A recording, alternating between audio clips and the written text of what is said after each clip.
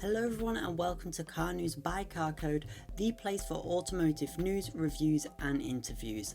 I hope you're all well. This is now episode 4 of the podcast. Last week the episode's done really well actually, so thanks everyone. More people are watching it now, which is really exciting. And it's also my first episode with an interview in it. So it's with Mazda UK. I interviewed Jeremy Thomson, who is the managing director of Mazda UK, and also Laura Brailey, who is the sales director of Mazda UK. So I talked to them both about the current Mazda range and also about what we can be expecting in the future in terms of electrification and all that good stuff. So if that sounds good, keep watching till that section. That was last week at a Mazda press drive event of the whole range, which is really exciting. My first proper manufacturer press event, so that was really nice. So thank you Mazda UK for having me, it was great, and thank you for Jeremy and Laura for taking the time to speak to me. It was really great and you'll be seeing the interview later on. So let's get into the news this week. News. It's actually been a really busy week. Last week wasn't such a busy week. We had a few Volkswagen GTX models and then also the A3 facelift. Those are other stories as well, but there wasn't anything major going on. However, this week it's been a very busy week. Myself and then also the auto industry, it's been busy. Just a quick one on Volkswagen. GTX has been the topic again with the ID Buzz GTX. So that's an all-wheel drive ID Buzz, 335 brake horsepower, so the same powertrain as the ID.7 GTX. So again, like I said last week, I'm looking forward to Volkswagen's next generation of ID cars. The GTX is improving on them, but I am looking forward to a couple of years' time when the ID cars are coming from the get-go with performance variants like the ID GTI concept that we saw. That was really exciting. So I'm looking forward more towards that. In other Volkswagen Group news, the Audi Q6 e-tron has been launched. We're going to get full UK specification, pricing, everything like that in April, but I can say it starts at just over £69,000. That's a Quattro, the all Quattro, and it's on the new Volkswagen PPE platform, and that's not personal protective equipment, that is premium platform electric, and it was developed with Porsche, so it's on the Porsche Macan, the new Porsche Macan, and also on the Q6 e-tron, so that's exciting to see. However, the price at £69,000 is just £1,000 lower than the Q8 e-tron. Obviously that is getting on a little bit now, but interesting to see that the car lower down doesn't fit in so much with pricing. We're going to see a good range on there as well, up to 385 miles of range, pretty good. There's going to be different variants. There's going to be a SQ6 e-tron and many more different variants. There is actually already a Q6 in China built with SAIC, or the parent company of MG, but that's different, so that's like a 7-seater bigger car, so don't confuse the two. Funnily enough, America's actually getting a higher output model than what we will be getting in Europe. In Europe, we'll be getting up to 388 PS, and in America, they'll get 422 PS on the Q6 e-tron. Not 100% sure why that is, but interesting. There's going to be a 14.5-inch curved display inside, which looks pretty good and doesn't look too distracting. And there's also going to be a 10.9-inch passenger display, which the driver will have apparently like a digital blind, they call it. So the passenger will be able to see what they want on their screen, an iPad screen sort of thing, and then the driver's going to have that curved display and then all your digital dials as well. It looks interesting. I am interested to see what that's going to look like, and also the Porsche Macan. So it'll be coming a little bit after the Porsche Macan, most likely next year. So interesting to see, but again, premium price point there, £70,000 odd. It's not a cheap vehicle whatsoever. And another large electric car is the Peugeot E5008. So it has the interior basically of the E3008. I'll insert a clip of the interior of the E3008 when I checked that out at the Geneva Motor Show last month. It's going to have the same interior as that, except it's going to be a 7-seater as standard. So that's quite exciting. Obviously, the electric vehicles are getting a bit more diverse, not just being small super minis and mid-size SUVs now. They are doing better at making different types of electric vehicles. So that's exciting to see. Apparently it's going to start around £47,000. There's going to be an Allure and a GT model as well. So looks really great, 19 and 20-inch alloy wheels. That's cockpit is pretty crazy with all the massive screens. 21-inch screen is huge. You've got the eye toggles, which are like your shortcut buttons. lime green stitching on the seats. Looks premium, but of course it's going to be a premium price point as well. There will also be a plug-in hybrid model coming later, and they've also said there's a few other available options. So a plug-in hybrid model will be on the way, as will a four-wheel drive performance model, as will a long-range two-wheel drive model as well. The long-range model will have up to 412 miles official range, which is really impressive, especially for a 7-seater vehicle. Again, it has that sort of design of the E3008, but it's not like a coupe SUV, it's a SUV, and it does look really good. Available in some really nice colours as well. The Obsession Blue, that metallic white looks great as well. So interesting to see Stellantis doing something with a bigger electric vehicle. I will be very interested to see that in person, and it's interesting that they'll be putting a plug-in hybrid in that one as well. And last but not least, this is a bit of shock news to be fair. Seat is going to be refacelifting their Arona and their Ibiza models apparently, and this will all be launched next month. Now, Seat was kind of the dying brand at the moment of Volkswagen Group, because we were told by 2025, as early as, it could stop making vehicles, and by 2030 it might be completely gone. They'll be making things like scooters and an e-mobility brand. They were hoping it to be electric scooters, sort of city transport rather than full-on proper cars, because Cupra took over, of course, from Seat, and sales as well, especially with electrification. You notice how I'm not saying it's a Seat electric vehicle, which there is some suspicion that there will be one coming in 2026, but I'm not too sure. I was working at a Seat dealership, but that Seat dealership's not there anymore. This was only 6 months ago, and it does seem like Seat's being quite stale at the moment of what it's been.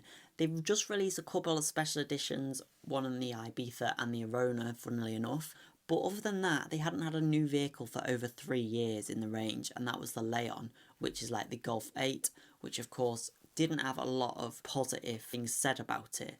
The Cupra Leon is due to be facelifted as well this year, so maybe that could hint that we're going to see the Seat Leon be sorted out as well. Literally, the Seat range is a bit confusing, and we're definitely getting conflicting thoughts from different people within the company and outside the company as well, whether it was dying or whether it was living on. It was all quite confusing, and I'm still not 100% sure where the brand is going. We were told that the current models on offer, there wasn't going to be any more added to them. They were just going to run out until the end of production, but we're going to see facelift models now. Interesting, because the Arona's been out since 2017, as has the Ibiza. They were both facelifted in 2021, and now they're going to be facelifted again in 2024. They look nice. On the first impressions, the images look really good, and that facelift in 2021 of both of the cars did do a great deal for them. Again, they're both quite ahead of their time, I suppose. The platform of the Seat Ibiza and Arona are still being used on the new T-Cross facelift, on the Audi A1 for example, so it is possible that these could both sell really well and be a nice affordable option, but again, just seems a bit confusing to me. Throws a spanner into the works again. We'll have to wait and see with that one. So that's this week's news. Quite a lot of electric news, and then possibly Seat's coming back. On to the interview now with Mazda. I was at their event last week at Beaucliffe Hall near Leeds. It was a great day. I actually reviewed the Mazda 2 hybrid facelift while I was there. It's actually on my corkboard just there. And I also reviewed the MX-5, which I accidentally called in my interview the Renault 5, MX-5, Renault 5, which we had a good laugh about, so you'll be able to see that very shortly. It was a really great day, and I was really happy to be invited by the manufacturer to be there. It was really exciting. It was nice to see some familiar faces there as well. So with that, let's get on with the interview segment, my first interview segment of the podcast. Let's get on with the interview. Today I'm joined with Jeremy and Laura from Mazda, the sales director and the general director as well from Mazda UK. I'm going to be asking them a few questions at their press drive day event, which I'm really lucky to be attending today. Discuss the ZEV mandate and a few little bits about the future, what they can discuss of Mazda. So I'll get into some questions now. Thanks both for taking the time out of your day to speak to me. So what was this sort of day aimed to do? Is it just to get the products out there? It was probably one of the more exciting parts of the role we have, which is partly to bring the products out, but also to meet you guys. Yeah. To get a chance to interact with the media from across the UK. So we're doing 4 regional events, and we'll probably interact with 80 journalists and media specialists from across the whole scope of that. But a chance to drive the new refreshed MX-5 and also the refreshed Mazda 2 hybrids. Those are the two focus cars. But we've bought a whole range of cars to try and get you guys into as much of the new Mazda product as possible. Yeah, and that's really great to be able to get stuck in and drive everything. I did focus on those two, the Mazda 2 facelift and the MX-5 as well. What would you say, Laura, is like the main thing that you think the selling point for the facelifted Mazda 2 hybrid is, and its new identity? How much do you think that'll impact sales in the UK? I think the new facelift, it's quite exteriorly, it's got some quite significant exterior differentiation now. So I think just making it updated in terms of fitting in with the Mazda family, the front of the vehicle now, it certainly fits in with the characteristics of the front grille that all our cars have. So it just brings the commonality across all of the car lines in Mazda 2 Hybrid now fits with that. So it's much more visibly a Mazda. So I think that's something that's really important. I mean, it's great that we've got that B segment hybrid technology in our lineup now that we can continue to really grow, and we're looking at some significant growth in terms of volume on Mazda 2 Hybrid this year. So to get this car along at this point is brilliant because we can get you guys talking about it, making sure the public awareness that we offer Mazda 2 Hybrid in the marketplace is so important. So yeah, just the fact that we've got a significantly refreshed car really helps my job in terms of making sure our dealers can hit the volumes that they need to, and we can get the car out to market. Yeah, and you'll see that on my review of the refreshed Mazda 2. Pointed that out. It's got a huge facelift. Now it's definitely more coherent and fits in a lot more with everything.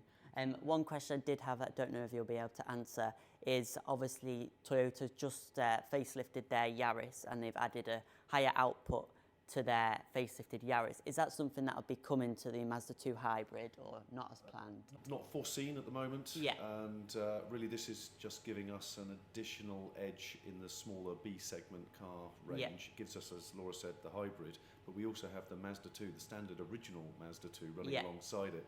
And the combination of those two cars gives us a much greater potential in the segment at a time when other manufacturers are out the B segment. There are fewer and fewer smaller city and smaller family cars available. We're actually effectively doubling our range. Yeah, and that's really good and exciting, like you say, that other manufacturers are kind of closing off and ignoring small cars. Your range spreads out for the whole range, all segments, which is something not many brands can do, really. So that is really impressive. I obviously drove the Mazda 2 Hybrid. It's 116 PS, which is from the Yaris. And I have to say, I was very impressed, actually, with the performance of it. When you put your foot down, a lot of people will talk about hybrids, that they'll make a lot of noise, etc. But I didn't notice that at all, and they drive really well. Very refined, and it fits with the kind of Mazda brand ethos as well. So our customers, when they drive it, they're not concerned. It feels very different from a Mazda. Yeah. So it's a good blend. Good yeah, fit. Exactly. Yeah. So in terms of MX-5, obviously there's rumours that this is going to be like the last internal combustion engine Renault 5. Renault. So you can tell I've got Renault 5 on the map. In terms of the MX-5, there's been rumours that it's going to be the last internal combustion engine MX-5. Is there anything you can say about this? Obviously, you said in your presentation you're still focusing on making the internal combustion engine more advanced and efficient. Is it going to be a hybrid in the future, or can you say anything? I would love to tell you, but I'd probably then be looking for a job. So I'm afraid all I can say is, it's 35 years young, this car. It is one of the world's favourite lightweight, affordable roadsters. It's the only really lightweight, affordable roadster. This latest iteration of it takes it yet another stage further, makes it technically and in terms of technology in it, even better, even stronger. And it drives so beautifully with a combustion engine. It's hard to imagine a future, but there will be a future. I just can't tell you what that's going to be. Okay, well that's exciting. We can use our imaginations to see what the next MX-5 will be. And the one now, just the refresh for 2024 model year, just brings it to date. And it is like no other car on the road, really. If you're looking at a fun, small two-seater convertible, you're looking at Porsches, you're looking at 80,000, 90,000 pound. MX-5 is one that can actually fit in more people's budgets than any other supercar, isn't it? Yeah, so very much it's really Yeah. good. So what would you say is the struggles, obviously, with the ZEV mandate getting out more output of electric vehicles? Is that something, have you got more electric vehicles on the way?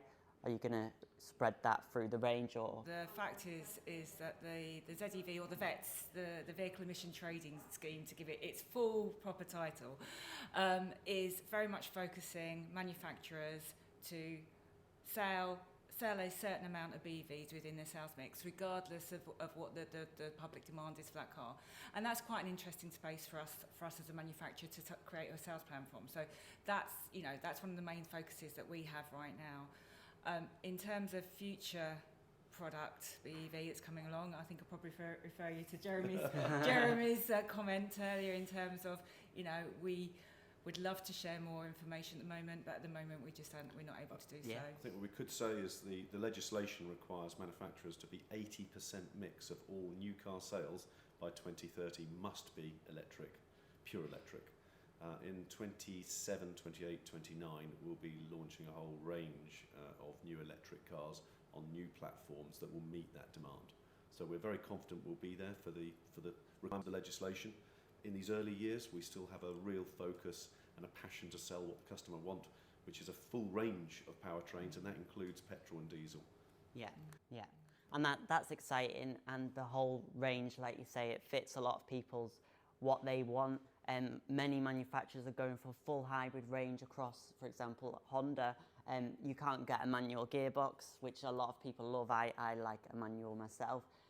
So I think that's really exciting that you're spreading that out, and then obviously hearing about that there will obviously be more electric vehicles coming in the future is also really exciting, and it sounds like you've got a really good plan to mix these all together and going into the future. Absolutely. The technology is changing so fast in electrification that there's an argument that says actually, there's a time to buy, and you to future-proof what you're buying, you need to buy right. Yes. And we'll be obviously with some of the freshest technologies as we bring these to market. Yeah. Well, that was a really great chat. Thanks for talking to me, guys. I really appreciate it. Yeah, Real pleasure. cheers. Thank you. So that was the interview with Laura Brailey and also Jeremy Thomson. It was great to speak with both of them, so I really thank them for taking the time out of their day to do that and tell me what they could about the future of Mazda. What I found really interesting is the fact that they're going to continue working on the internal combustion engine vehicles because they know that's what customers still want. They're not forcing customers into something they don't want. They're being cautious about the strict targets on the ZEV mandate. Obviously, going forward, you've got to sell a lot more electric vehicles. So they've got plans in place clearly of how they're doing that. But also, they're sticking true to their bread and butter, which they've said, like only 4% of their yearly sales at the moment are EVs. They've only got one EV for sure. That obviously won't help. But their customers love manual gearboxes a lot of the time. They love petrols, they like hybrids as well, and even diesels too. So they're keeping a lot of cars alive for people that many manufacturers are just ditching. So there's not many brand new hatchbacks mid-size that you can get with a manual gearbox, maybe 50% if that. Like the Peugeot 308, you can't get one. You can't get one on the DS4. You can't get one on most Volkswagen Golfs now. So the fact that they've got that on the Mazda 3, the MX-30 and many other cars is great, and I like driving a manual. Like the CX-5 for example, that's available with a manual. The new Tiguan isn't available with a new manual, so it's little things like that that do keep people going back to the brand and their quality as well. They've really focused on getting the car quality up in the last few years, much the same like Honda has in a different way. And I really enjoyed driving the facelifted Mazda 2 hybrid based on the Yaris. I thought that was great. The only thing that really let it down was the price and the interior, because it's a Toyota interior basically. But when I sat in the Mazda vehicles, I was like, yeah, they know how to make a good interior Mazda, and they know how to make a car that drives really well. So it's exciting to see what's coming up for Mazda, and fingers crossed for what's coming next, because I think a lot could be quite exciting. Remember, they are a relatively small brand as well. I was thinking other brands that offer that same versatile lineup, there's not many. I'd say BMW does the closest job of getting that as versatile as Mazda, but then they don't offer as many manual transmissions. So I thought maybe BMW and Mini, if you counted BMW Mini Group, would be the closest to Mazda, but even so, not quite. They've almost got a Volvo vibe to the premium Mazdas, but Volvo doesn't have any smaller vehicles, doesn't have any budget-friendly vehicles, so again, doesn't fit in with that. Nissan isn't as premium feeling, and again, doesn't have a wider range. They've only got SUVs, they don't have hatchbacks anymore. So yeah, incredible range Mazda, and they're doing really well. So I'm excited to see what's next for the brand. I think we should be seeing a new CX-5 soon, I hope, because the CX-5 is getting on a little bit, but they did say last year that was their best seller in the UK. So obviously it's proven it's doing a really good job being a reliable, practical family SUV. Right, so hopefully you've enjoyed the news and the interview so far this week. Of course, I'm going to be going into my comments. So what are the comments? Let's go into the comments. So I'm not going to read off all the comments from last week, but this is a comment from last week's episode from Washout04, or Jeremy. I don't think it's Jeremy Thomson. Says, great content, keep it up. That's a great comment, thank you. Can't say much to that. I'll do my best, and more episodes are out, so hopefully you enjoy this. Thank you for watching and commenting. This was a comment from the Mazda 2 hybrid review, because I wanted to feature a comment from that, and Stuart C29 said, great review. I'm glad people are enjoying my content. And then this is one from my Dacia Spring review from the Geneva Motor Show, and this is from Patrick H7368. Said, watched a few of your review videos now, come across great and knowledgeable, well done. So again, that's a lovely comment, really lovely compliment, Patrick. So I replied, I forgot what I replied, something along the lines of, that's what I intend to do, and thanks for watching. So thanks for your positive comments. There's been a lot. I'm enjoying just doing 2 episodes, doing 2 videos a week, most for a good few weeks now. Obviously I can't promise that, but I do hope to do a video per week. Now what's coming next is the last bit, really. Coming soon. So coming up, I have got the Mazda MX-5 video to edit and put out. So I drove the RF, which is the retractable fastback model, so like the hard top convertible, and then also the soft top. I was going to wait to say which my favourite was in my full review, but I'm going to tell you now. My favourite was the soft top, just because it's got that more retro, more pure MX-5 vibe to it. So that was my favourite. You don't notice a huge difference in drive dynamics apart from with the soft top roof off. It feels a lot more like a convertible, a lot less enclosed. I really did enjoy the soft top, more raw version of the MX-5. That was my favourite. Also, what else is coming up? Well, I'll be going to the Everything Electric show next week, or this week when this is up, in London. So I'm excited for that. Again, a press preview there as well, which is exciting. Again, that I'm going to these things off my own back it's very exciting. I want to thank everyone for their support.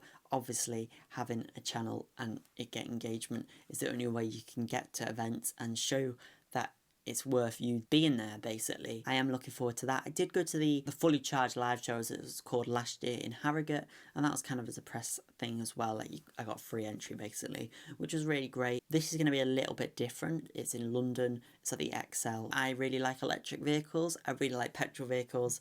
So I guess I'm kind of on the fence in that opinion, but I am going to an electric vehicle event. So obviously I like them enough to do that and also cover them for everyone to see that. So what's going to be there at Everything Electric? Well, there's going to be some exciting cars. The MG Cybus is going to be there, which I saw in Geneva, so I might be able to get a bit more of an in-depth look on that one. The Smart #3 will be there as well, which will be exciting to see. So that's like the coupe SUV of the Smart, which to me seems a bit bonkers, but it will be there for me to see. And there's a few other vehicles there as well, which will be nice to see. BYD, I'm excited to see them again at this show. I think the most exciting thing this week was Mazda, interviewing them and then seeing the Mazda 2 hybrid facelift, and the MX-5 for the 2024 model was great. Such a fun car, like just exciting and pure, and yeah, nice to mix that in with EV content, because that's what I like. I like a bit of everything. It's exciting as a petrol head. Actually, at the moment, a lot of manufacturers are working harder to preserve their internal combustion engine cars, or to make new electric vehicles, I'm pointing out the Mini there, Renault 5 of course, to make new electric vehicles all that more fun and appealing. So I want to thank you all for watching episode 4 of Car News by Carcode. It is actually on Apple Podcasts now as well. I finally managed to get it on. I apologise that there was a bit of a error last week where I linked the feed onto YouTube, so it was coming off Spotify, and instead of my podcast uploading from YouTube to Spotify, it was coming from Spotify to YouTube as an audio, and I kept deleting it, and it kept coming back on as another episode. So I figured that out now, and it is now on Apple Podcasts as well. So if you want to listen to it on Apple Podcasts, you can go over to Apple Podcasts. It's just Car News by Carcode, and it comes up straight away. If you download that, that'd be great, and you can leave a 5-star rating on there. You can also follow it on Spotify podcasts as well, so that'd be great. Thank you all for watching this podcast episode. I think it's probably my most exciting. Loads of news, loads of stuff going on, so yeah, exciting, and I hope you keep enjoying the content. Subscribe if you're new, if you haven't already done so and you've got this far, and I look forward to seeing you in my next review or my next podcast episode.